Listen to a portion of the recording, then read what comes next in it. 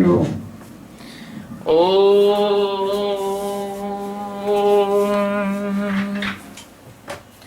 ब्रह्मानंदं परम सुखदं केवलं ज्ञानमूर्तिं द्वन्द्वातीतं त्रिगुणरहितं तस्मैवादिलक्ष्यम् एकं नित्यं विमलमचलं सर्वधि साक्षीभूतं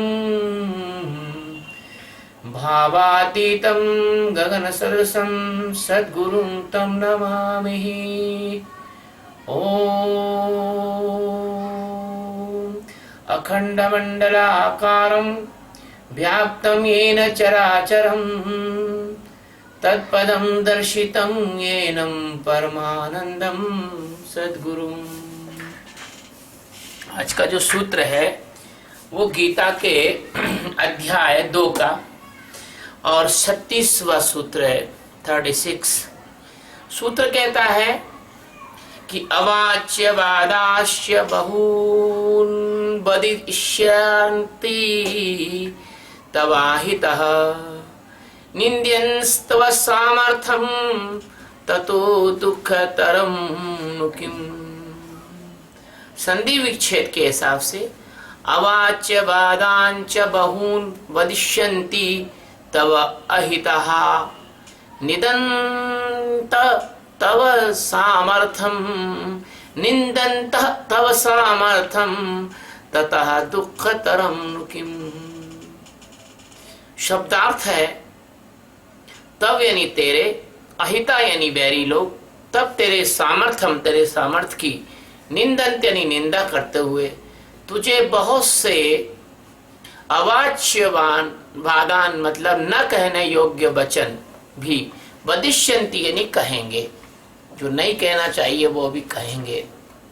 ततः उससे दुखम यानी अधिक दुख, नु यानी और, किम यानी क्या होगा। ये तो बात ऐसी हो गई कि शब्द का अर्थ है ये तो, लेकिन शब्द के पीछे जो निशब्द है उसका अर्थ कुछ और है। हम किसी व्यक्ति को यदि कोई बात कहते हैं तो कभी कभी तो मनुष्य लोग मन सामान्य आदमी में बात को बड़ी घुमा के कहता है, और फिर कोई महान ब्रह्मवेत्ता सदगुरु जो बात कह रहा है उसका तो बहुत गहरे अर्थ होते हैं। तो इस श्लोक का जो गूढ़ार्थ है वो भगवान की कृपा से यह है कि अगर तूने मन बुद्धि की दास्ता को स्वीकार कर लिया, जैसे पिछले श्लोक में बात चल रही थी, और तूने अगर अंतर जगत के इस महाभारत से अपने आप को अलग कर लिया, तो प्यारे अवाच्यवादा तुझे ये तेरे मन बुद्धि और चित्त हैं वो ऐसे शरीरों में ले जाएंगे यहाँ अवाच्यवादान, यहाँ बोल नहीं पाएगा बेटा, तेरे पास वाणी तक नहीं रहेगी, अवाच्य हो जाएगा तू, वाणी से रहित हो जाएगा तू। वृक्ष की भाषा कौन जानता है, वृक्ष की पीड़ा कौन जानता है। वृक्ष के पास से कोई कुल्हाड़ी लेकर निकलता है तो वृक्ष कांप जाता है, किससे कहेगा, कहां एफआईआर दर्ज कराएगा। वृक्ष को चलते फिरते लोग जो है उसके पत्ते और उसकी डाली तोड़ लेते हैं, नीम की दातुन करने लग जाते हैं। कौन कहेगा कि देख भाई मेरे पत्ते तोड़ रहा है, मुझे कितना तकलीफ हो रहा है। हाँ? ऐसे ही जो जीव जंतु हैं दूसरे, उनकी प्रार्थना कौन सुनेगा। वृक्षों की तरह दूसरे जीव जंतु अन्य दूसरे जीव जंतुओं को अपना आहार बना लेते हैं। मेढक को सांप खा जाता है, मेढक कीड़ों को, कितने कीड़े रोज खाता है मेढक जब उसका पेट भरता है। वो कीड़े बेचारे मेढक की जीभ से चिपक के जब पेट में जाते हैं और मेढक के आमाशय का जो एसिड है वो उनको जलाता है, तो प्यारे यहाँ तो अभी तुमको एक बूंद एसिड कोई डाल दे तो तुम एफआईआर लिखा के उसको अंदर कर सकते हो, लेकिन तब पूरे के पूरे एसिड में गिरोगे, गलोगे, तब क्या होगा, तब क्या होगा जरा सोचो। जब कहां पुकारोगे, तुम्हारी प्रार्थना कौन सुनेगा। तुम्हारी प्रार्थना सुनी गई इसलिए तो मनुष्य का जन्म मिला था तुम्हें। अजगर जब किसी हिरण या खरगोश या किसी को दबोच लेता है और जब उसकी कुंडली से जोर से टाइट करके उसकी पसलियों को चौड़ से तोड़ता है, तो एक हड्डी टूटने का जितना कितना दर्द होता है, पूरी की पूरी पसली टूटती है तो कितना दर्द होता होगा। फिर वो जिंदा निगलता है अजगर, अजगर के पेट में जाके जब तुम्हारी त्वचा गलती है और तुमको जिंदा जिंदा कितनी पीड़ा होती है, तुम्हारे सेंट्रल नर्वस सिस्टम में कितनी पीड़ा होती है, तुम कभी इसकी कल्पना नहीं कर सकते हो। ये है अवाच्यवादान। कैसे कराता होगा वो, कैसे कराता होगा, उसकी वाणी को कौन सुनेगा। मुर्गे को पकड़ के उसकी गर्दन मरोड़ जाती है तो मुर्दा कैसा कराता होगा। एक आदमी की गर्दन मरोड़ दो तो मरते समय कैसा पीड़ा से मरेगा वो। उसकी गर्दन में इतना असहनीय, उसके ब्रेन में कितना असहनीय, उसकी स्पाइनल कॉर्ड में कितना असहनीय दर्द होता होगा। उसकी सांस कैसी रुकती होगी, फिर चलती होगी, फिर रुकती होगी। जरा सोचो। यह है अवाच्यवादान। जब कसाई बकरे को ले जाता है काटने के लिए तो कोई तो झटके से मार देता है, और कोई ऐसे लोग होते हैं बहुत ज्यादा, मतलब जिसको कहते हैं कि करुणाहीन लोग होते हैं, वो बकरे की गर्दन पे धीरे धीरे छुरी चलाते हैं, क्या क्या पड़ते हुए। बकरा धीरे धीरे जो है एक एक छुरी की हाथ में कितना चिल्लाता है, कितना मिमियाता है, कितना मिमियाता है। क्या वो दर्द तुम भूल गए जब तुम बकरे थे, जब तुम भैंसे थे, जब तुमको अजगर ने खाया था, जब तुमको मेंढक ने खाया था, जब तुमको सांप ने खाया था, तुम भूल गए हो, वो तुम भूल गए हो। ये है तुम्हारा अवाच्यवादान। तुम पिछले जन्मों की पीड़ा का काश अनुभव कर सकते तो हो सकता है कि तुम शेर के पंजों के नीचे दबे हुए जो जंगली भैंसा होता है वो कैसा चिल्लाता है ढां ढां ढां करके, और उसके तीनों चारों तरफ शेर का पूरा परिवार उसको पंजे से दबाकर उसको जिंदा जिंदा खाता है। यह है अवाच्यवादान। पंडितों ने, पुजारियों ने इसके अर्थ निकाल दिए कि कोई ठीक है, अर्जुन को भगवान समझा रहे हैं कि तेरे राजा लोग तेरी निंदा करेंगे भला। अरे भैया, इतना सरल, इतना सीधा अर्थ नहीं है इस श्लोक का। मैं एक बार क्या हुआ, मेरे सदगुरु जो भगवान के साथ, और पहले क्या है, मैं भगवान का चपरासी था। भगवान की सदगुरु भगवान के जो है आसन और कमंडल ले लेके, जैसे कलेक्टर के सामने वो पट्टे वाला, लाल पट्टी वाला चपरासी भागता चलता है, ऐसे मैं अपने सदगुरु के और कंबल अपने हाथ में लेके और उनके साथ रहता था। जब बाहर जाते तो उन्हीं के साथ जाता था, उनकी सेवा में रहता। तो मेरे सदगुरु भगवान मुझे कोंच और जालौन ले गए, और कोंच और जालौन में शायद महोबा था या जालौन था या कौन सा भगवान जाने। वहां पर क्या था कि एक लोहे की गाड़ी में, टायर वाली गाड़ी में एक अकेला भैंसा जुता हुआ था, पाड़ा जुता हुआ था, भैंस का पतिदेव। अब जो है वो कहीं चलने में थोड़ी गड़बड़ या धीमी करता था तो चमड़े का जोर से चाबुक मारता था, वो चुटाक से आवाज आती थी, जोर से लगता था उसको। और गर्मी के मई का दिन रहे, मई की गर्मियों में, और जो चुटाक से मारता था चाबुक, तो भैया ऐसी स्थिति होती थी कि वो पाड़ा जो है पतला गोबर कर देता था, मुंह छोड़ देता था, अपना जीभ बाहर निकाल देता था। उसका पूरा का पूरा जन्म इसी तरह चाबुक खाते खाते, और दिन भर जूते जूते, रात में 2-4 घंटे के आराम मिलता था उसको। मेरे सदगुरु ने धीरे से मेरे को कहा, इशारा करके बात कही कि बोलो, तुमको ये भैंसा बनना है कि ज्ञान प्राप्त करना है। ऐसी दुर्गति हो जाएगी अगर ज्ञान प्राप्त नहीं किया तो। अगर इस जन्म में मेरी बात नहीं माने तो ऐसी दुर्गति हो जाएगी।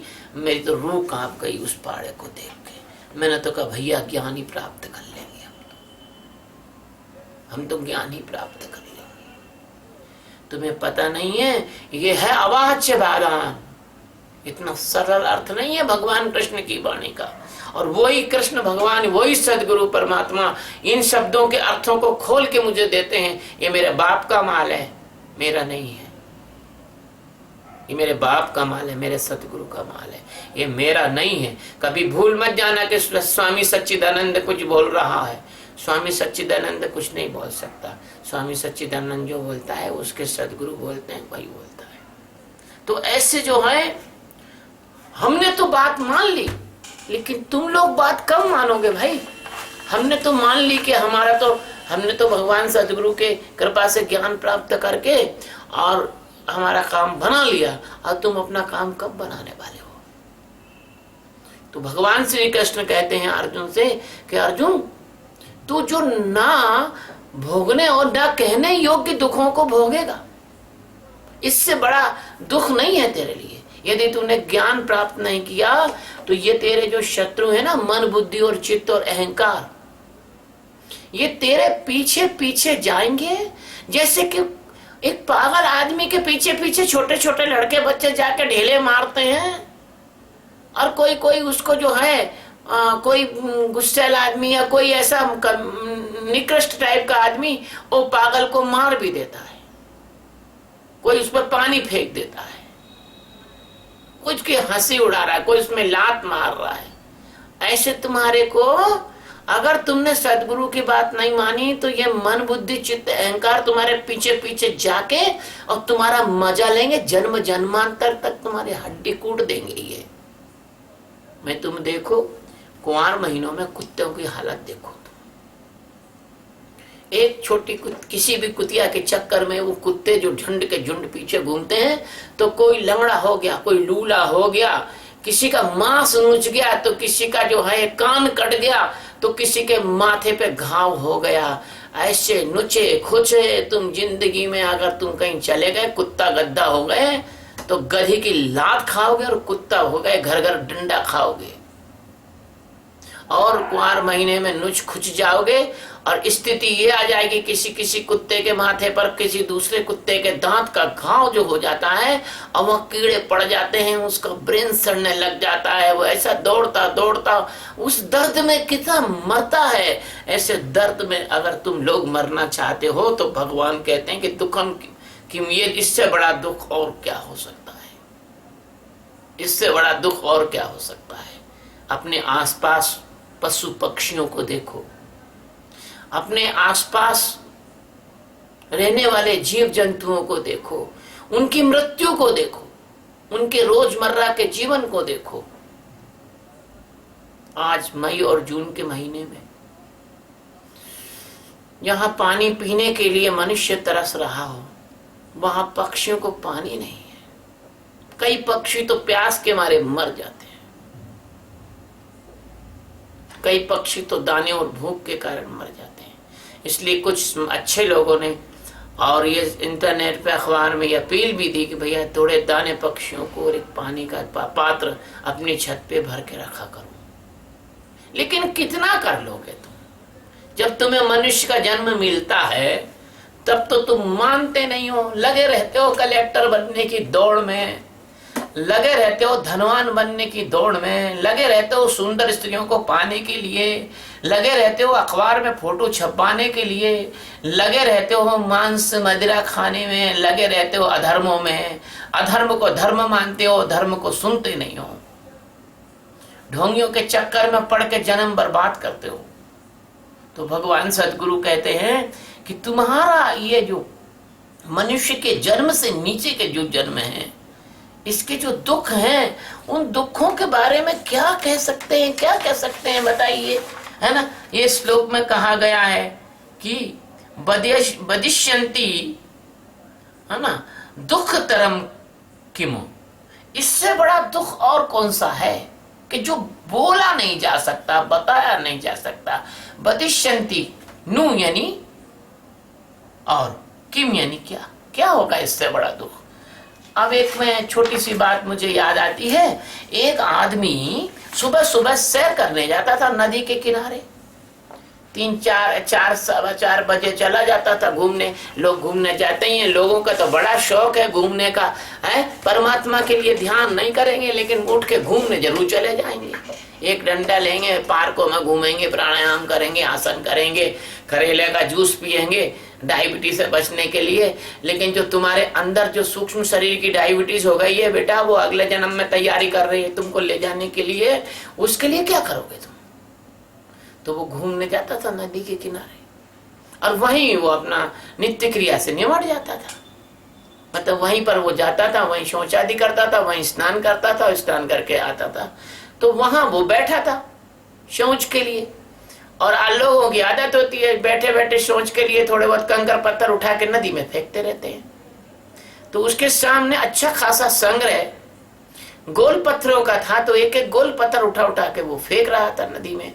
अब जब थोड़ा उजाला हुआ तो जैसे उसने पत्थर उठा के फेंका तो देखे तो वो तो लाल था, लाल माणिक मोती, जो एक लाल ऐसा होता है जो जिंदगी की गरीबी को मिटा दे।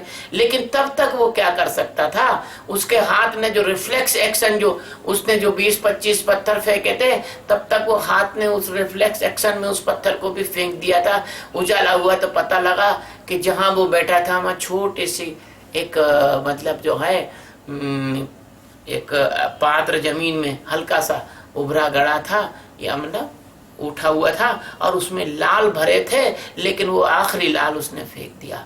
ऐसे तुम्हारी जिंदगी में तुम्हें सांसों के लाल मिले हैं और पगले तुम उनको फेंक रहे हो, वक्त की नदी में उसको फेंक रहे हो। और क्या कर रहे हो तुम शौच कर रहे हो। शौच कर रहे हो यानी तुम सोच कर रहे हो, सोच कर रहे हो यानी तुम वासनाओं में फंसे हो, वासनाओं में फंसे हो यानी तुम ये जो है ना खुजली खुजा रहे हो इंद्रियों की। अरे धिक्कार है, तुम अपने जन्म को इतना बर्बाद कर रहे हो। हमारे जैसा ब्रह्मवेत्ता एकदम सीधी बात कहेगा, कोई मानो या न मानो, ये जन्मों की अनंत यात्राओं में तुम्हारे जो समय के दुख हैं, इसकी यदि गणना करना चाहे लोग तो गणना करना बहुत असंभव है।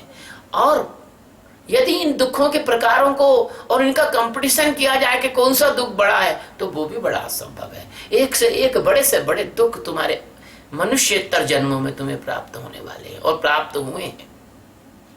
ये अल्प बुद्धि जो लोग हैं संसार के, इनको पता ही नहीं है कि वो सोचते हैं कि नहीं ऐसा करो कि कुछ दान पुण्य और कुछ अच्छा ऐसा काम करो तो हम स्वर्ग में चले जाएंगे। अरे मूर्खो, तुमको पता ही नहीं है कि नरक और स्वर्ग क्या होता है। ये मनुष्य के नीचे का जो जन्म है यही नरक है।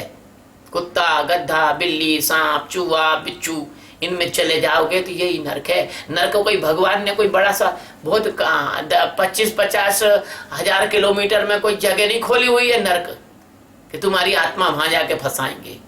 यही नरक है तुम्हारा। ऐसा मनुष्यतर योनियों में ये नरक है। और मनुष्य के ऊपर की योनियों में जाओगे तो वो स्वर्ग क्या है, वो स्वर्ग क्या है कि सदगुरु के साथ में रहकर स्व अपना सर्ग यानी अपने सर्ग में अपने आत्म स्वरूप में लीन होने के लिए जो प्रयास किया जाता है, तो अगर असफल भी हो जाता है तो सदगुरु के साथ रहने से जो शांति और आनंद मिलता है वो 1,00,000 स्वर्गों को इकट्ठा करो तो उसको वैसा आनंद मिल नहीं सकता। भूतो न भविष्यति। इसलिए भगवान अर्जुन को समझाते हैं और मैं अपने मित्रों और शिष्यों को समझाता हूँ।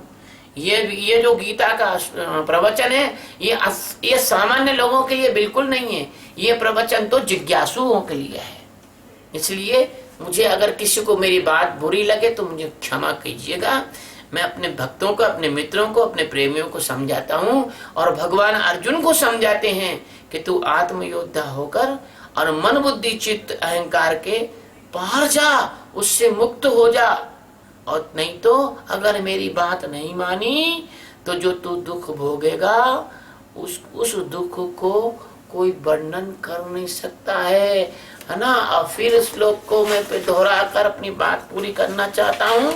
श्लोक कहता है कि अवाच्य बादान च बहून वदिष्यन्ति तब अहितः निंदन्तः तव सामर्थ्यम तथा दुःखतरम किम।